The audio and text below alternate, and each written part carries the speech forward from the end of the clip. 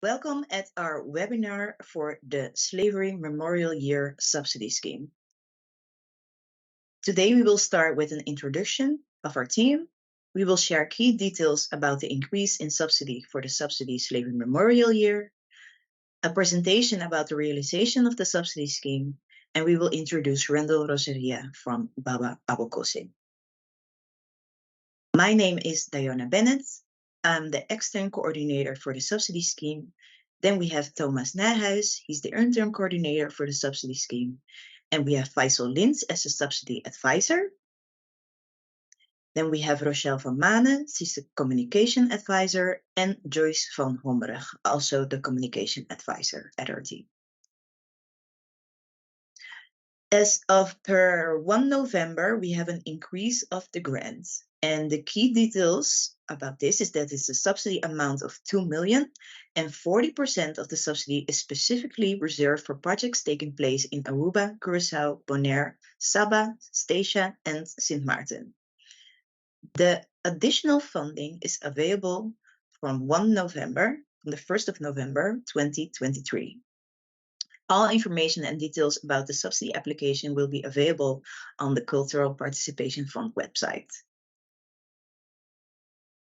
So the participatory and educational project that contribute to commemorating and or celebrating the abolition of slavery within the Kingdom of the Netherlands, as well as raising awareness and education about slavery and the impact in the present day society. And these are projects in which the participants are actively involved and initiatives which increase the knowledge and awareness of the history of slavery, and where educational material is created, healing processes are stimulated, or set up of international cooperations between institutions. So we have different target groups, and the main target groups are the different communities of descendants of enslaved people, the indigenous people, and the indentured servants. These are all extremely linked to this part of our shared history. These also include the indigenous people of the former Dutch colonies, such as Suriname and the 6 Caribbean islands. These include the Chinese, Japanese, Hindustani indentured laborers, and, for example, the Moluccan, Ghanaian, and South African communities. And this means that the core of the activities surrounding the commemorative year must be related to communities of non-European origin that are associated with enslavement. So it's a prerequisite that the community itself is the main applicant. It's important that they have a contribution to the design, organization, and implementation of the project. The applicant may cooperate with, for example, cultural organization, heritage institutions, or educational institutions. And this may also involve collaborations with an organization abroad. So who can apply? The subsidy can be applied by a person established in the Kingdom of the Netherlands. And then you can think of cultural institutions in the social domain, professionals, and also individuals for a group of at least 3 other individuals who all participate in the project. So what can applicants apply for? We have different effects, and the effects are reaching new target groups, building lasting connections of networks of communities, projects where participants will develop multiple perspectives of the history of slavery, projects in which the participants can use the knowledge about slavery as a source material to experience culture, communities that can increase their self-reliance, and promoting the healing process of participants from relevant communities. So we have different categories. The first category is an amount of 1,000 until 5,000 euros. The second category is an amount of 5,000 until 25,000 euro. And the third category is 25,000 till 50,000 euros. Category 1 are for the individuals, freelancers, and also foundations. And in the first category, you only have to cover one effect. In category 1, it's also possible to do a verbal explanation. The verbal explanation is intended to offer the applicant the opportunity to verbally explain the submitted application in an interview with the review committee. This will take place via an online connection. Then we have category 2, the amount of 5,000 until 25,000 euros, where freelancers and foundation can apply for. And in this category, you only have to cover 2 effects. And then we have category 3, which are only for foundations, the amount of 25,000 until 50,000 euros. And in the European part of the Netherlands, 90% of the cost will be covered, but in the Caribbean part of the kingdoms, 100% of the cost will be covered. And for this category, you only need 3 effects. The Fund for Cultural Participation has a representative evaluation committee, which will have an affinity with the history of slavery and its effects on the present-day society. The criteria, it's important to know that the application will be processed on a first-come, first-served basis, with only complete applications will be taken into account.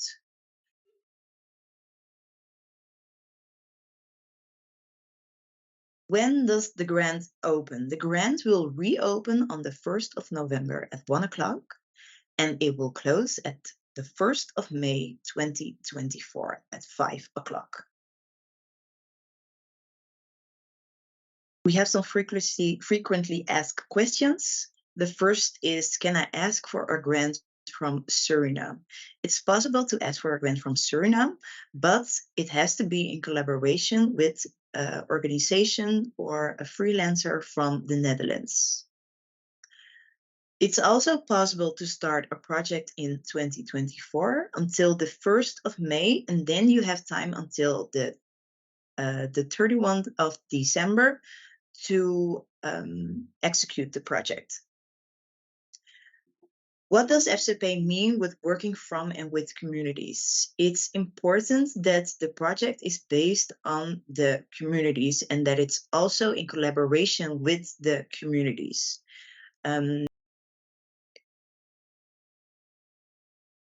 When does the grant open? The grant will reopen on the 1st of November at 1 o'clock, and it will close at the 1st of May at 2024. We have some frequently asked questions.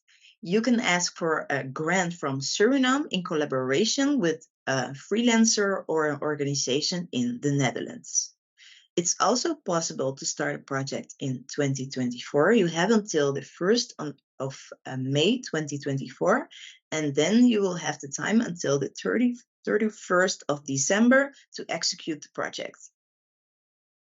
What does FCP mean with working from and with communities? It's important that the communities are the target group in the projects. The decision-making period for a grant is for the first and the second category, this is 8 weeks. And for the third category, it's 13 weeks. So welcome, Rendel, to our webinar. Can you first introduce yourself and tell us what are you doing in your day-to-day life? Yes. Good morning.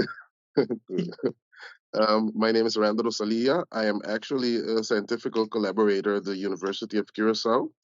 There I teach Papiamento, which is the native language here. But I also teach, let's say, research techniques and also music. We say CAV, cultural development and artistical development. Those are subjects that I, let's say, that I give at the university. And at the side, I'm also a musician. Here, let's say, I collaborate with various artists on the island. And we organize different projects, different events.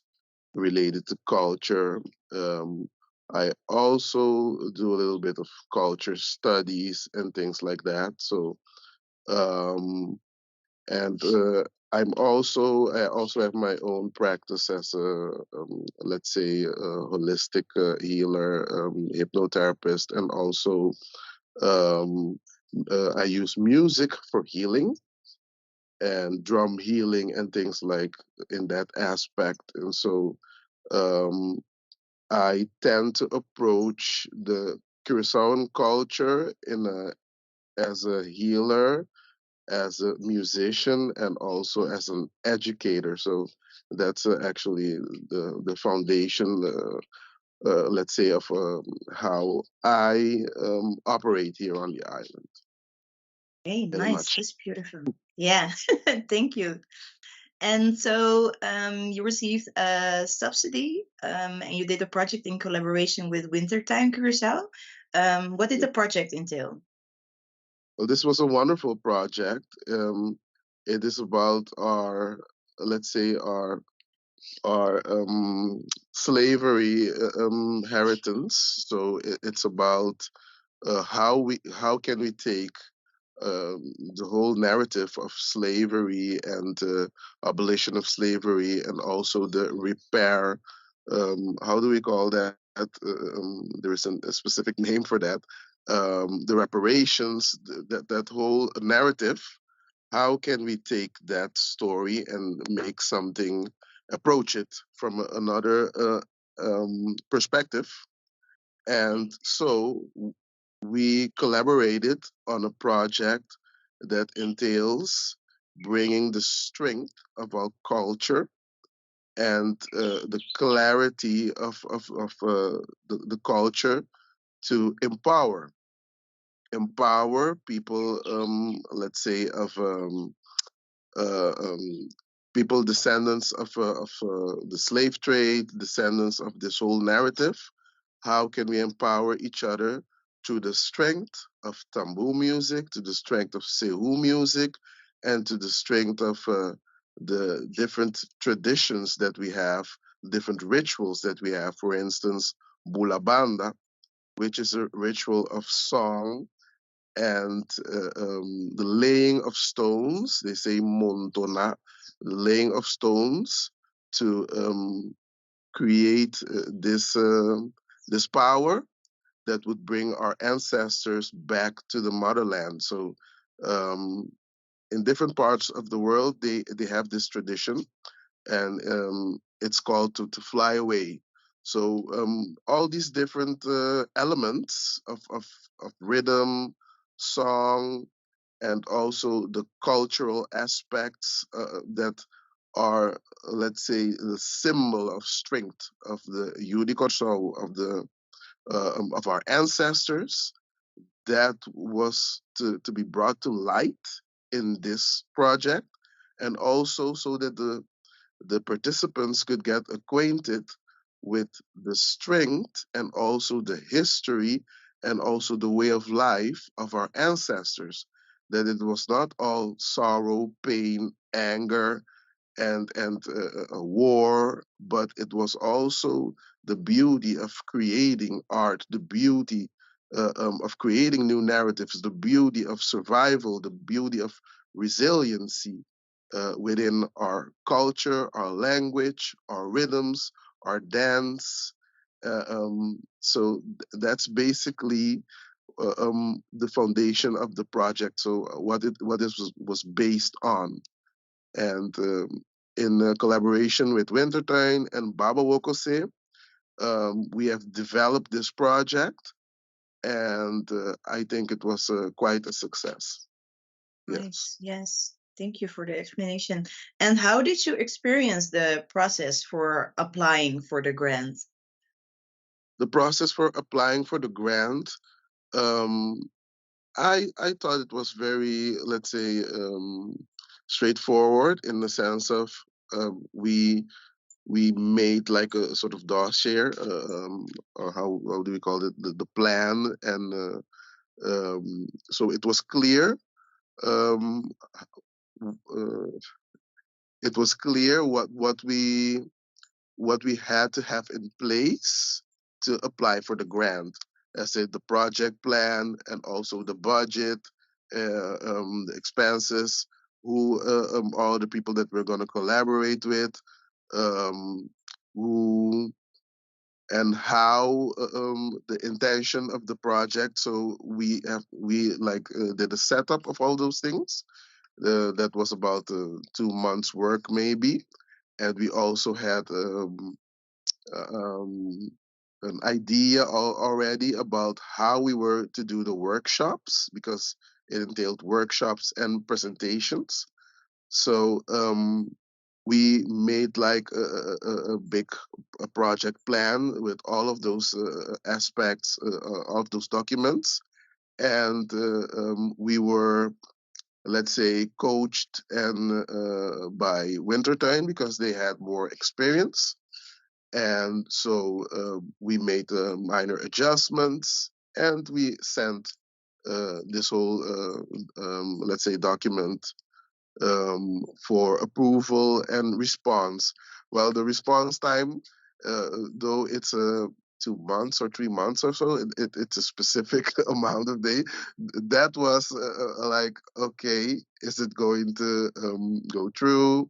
So that was a little bit of tension, not tension, but you're awaiting approval so that you can keep on working on the project. And Mhm. so that is an aspect that I would think, okay, you sent your ideal to receive a grant, you should keep working on it. But on the island,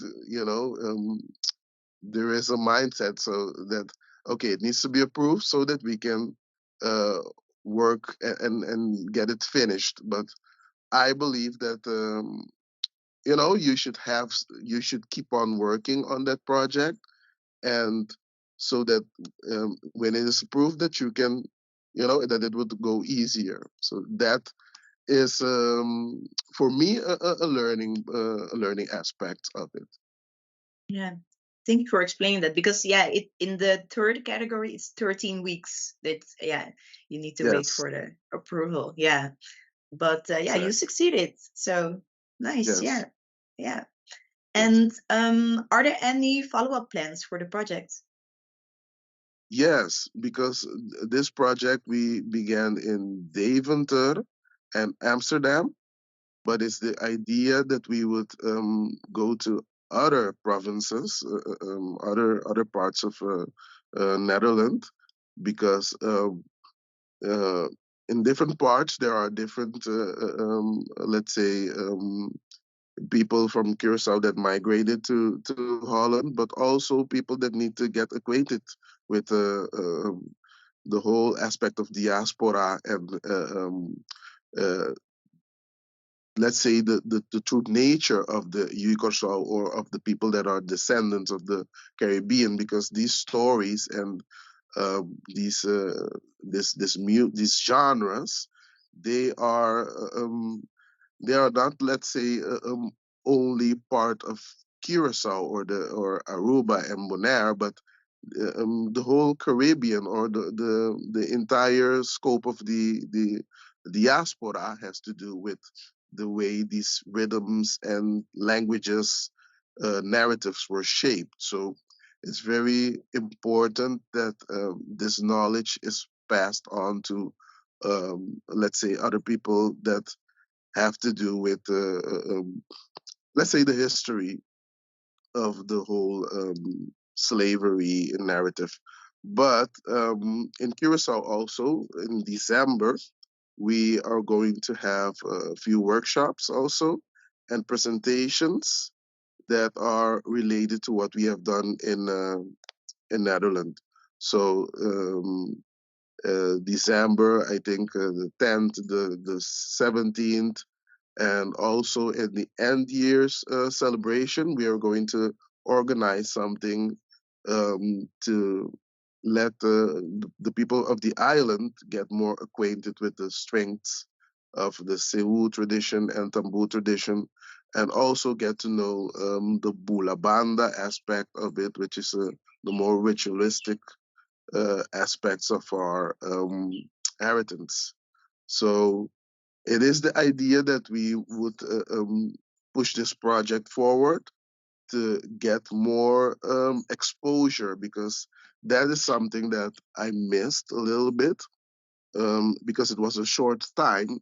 And I think that you need to promote it in a way that you would have more people that would be interested. Because usually when people hear about slavery, um, they tend to close or shut down, and it's not about slavery per se, but it's about the heritage that what we've gained from this, and our culture.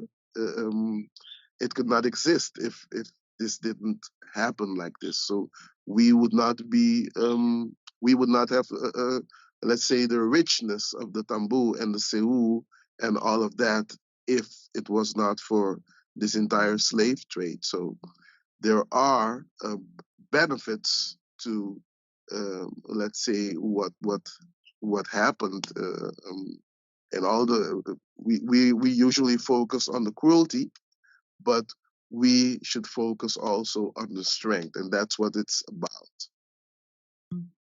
Okay. Well, okay. Thank you so much for explaining this beautiful project. Is there something more that you want to share or something that you think about right now? Well, I think that there are many people with great ideas um, that they want to bring across, but it can be problematic because you would need to have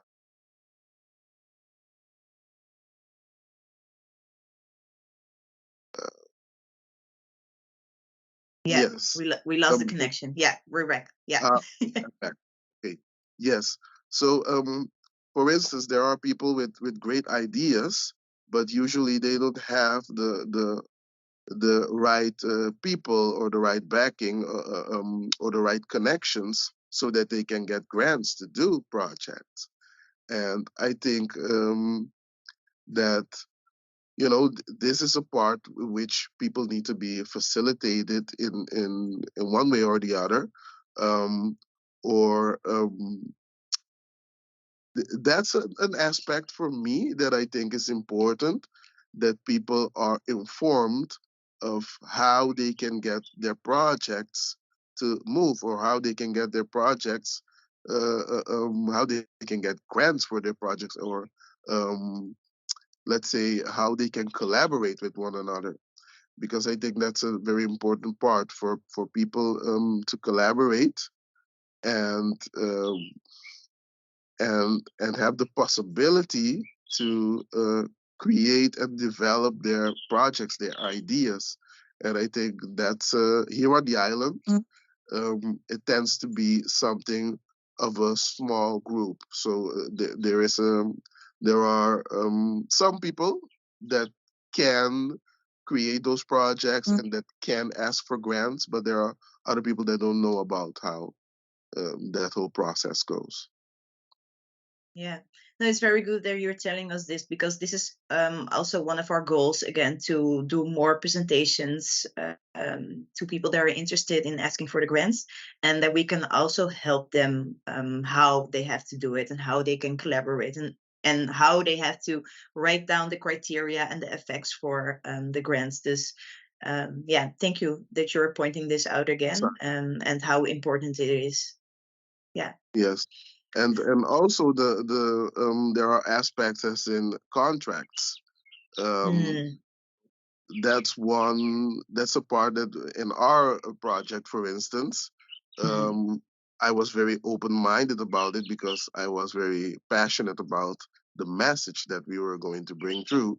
But in all of that, I am a professional musician. I am a professional, let's say, uh, not developer of projects, but I consider myself that I'm a professional, and I think that you should handle the entire project in a professional manner. So, okay, a contract of what is expected of me and what is expected of the organization, and a contract with the people that you are working with abroad.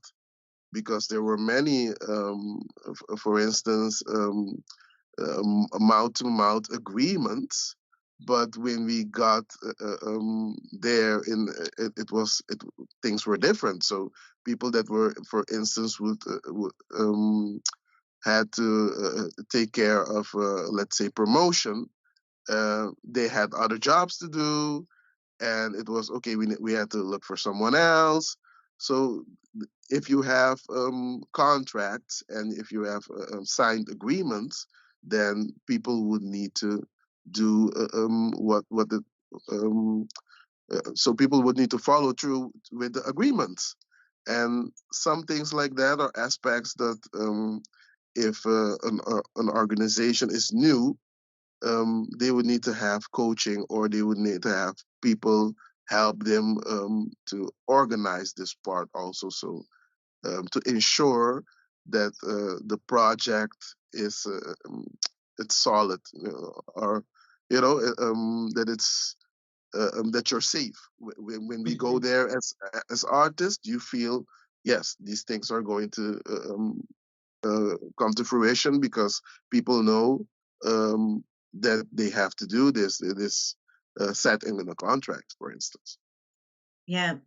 No, it's very good that you're pointing this out, because I think also sometimes people are so enthusiastic to start a project that they forget about the agreements, the contracts, and to put everything in place. This also safe for you and for the organization that you're collaborating with.